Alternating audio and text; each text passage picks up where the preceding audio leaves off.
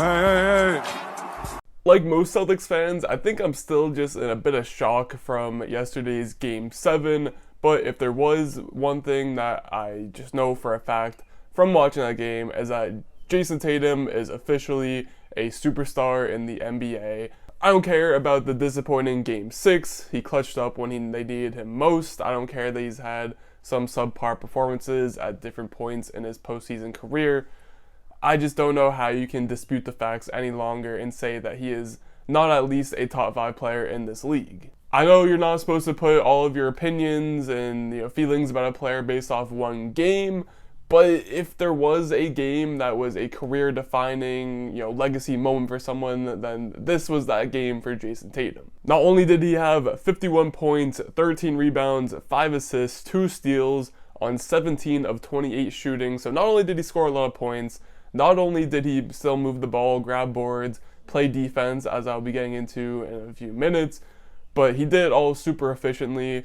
He stepped up when his team needed him, because let's just be honest, in the first half, Jayson Tatum seemed to be the only Celtic that wanted to score the ball. And again, I understand that this was a Jayson Tatum playing probably above his normal skill level, but that still goes to show that Tatum at his ceiling is one of the best players the league has to offer right now. It was extremely encouraging just to even watch how this game unfolded for Tatum, as in the first half, he scored 20-something points. A lot of it was driving to the rim. I'm pretty sure he only had one made 3 in the entire first half. But he really was not settling for jump shots. He was getting fouled. He was going to the free throw line, getting easy points whenever possible. Then the second half, it seemed the Celtics' game plan was to just go at Joel Embiid whenever possible, especially that Tatum-Embiid matchup.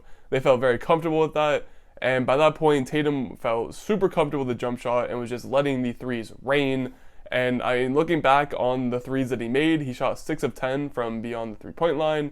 And there was really only one make that wasn't super contested, which is just insane to see someone like Tatum have a shooting night like this. But last point about the offensive output that I want to make note of is that I think the point where I really knew that it was Tatum's night was the fact that he was going confidently with the left hand to the rim. He had 2 makes and then a make after a foul was called where he went up left-handed. And if you're a true Celtics fan, you've been a fan of Tatum since his rookie year, since he came out and joined the league, then you will know that Tatum and his left hand have had a bit of an on-off relationship for most of their career. So I know, just tiny little pet peeve thing for me, but it was just awesome to see him finally doing it confidently with the left. Anyway, I also just wanted to point out the defense real quick because two-way superstars in the video title and all that, and there weren't that many plays, but again, just the impact Tatum has defensively, a lot of it goes unnoticed just because it's him rotating and a lot of boring stuff that won't show up in the box score. But it should be pointed out that Tatum also just makes plays on that side of the ball.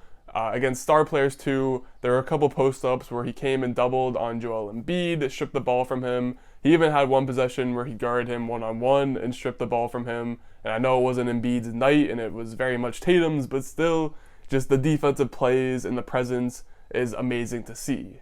He really was doing it all on the defensive side of the court, as he was getting in passing lanes, he was blocking shots, he was just straight up clamping guys from even getting inside the perimeter.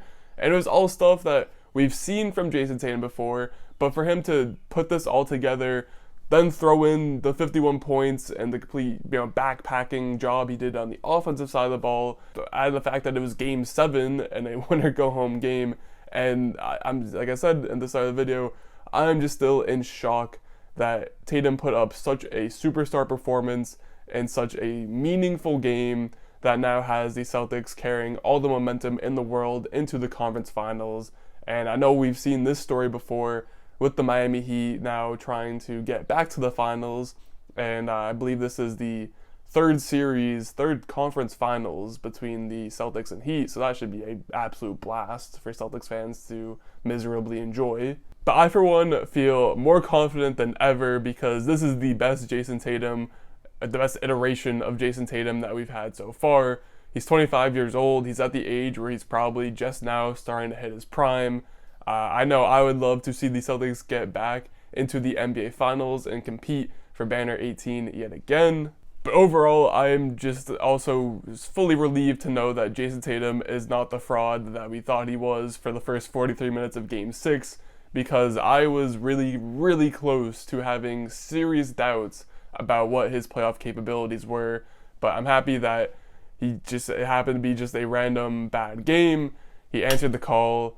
He's gone back to proving that he is one of the great playoff risers in the league. And at the end of the day, I am just feeling blessed that I get to enjoy watching Jayson Tatum play on my favorite NBA team, because I could not imagine it otherwise.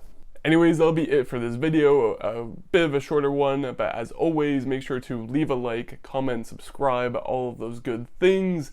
And if you're looking for more content from me, make sure to follow me on Twitter at KokinosNoah. I'll throw the name up on the bottom of the screen here. But I hope you enjoyed the rest of y'all's days.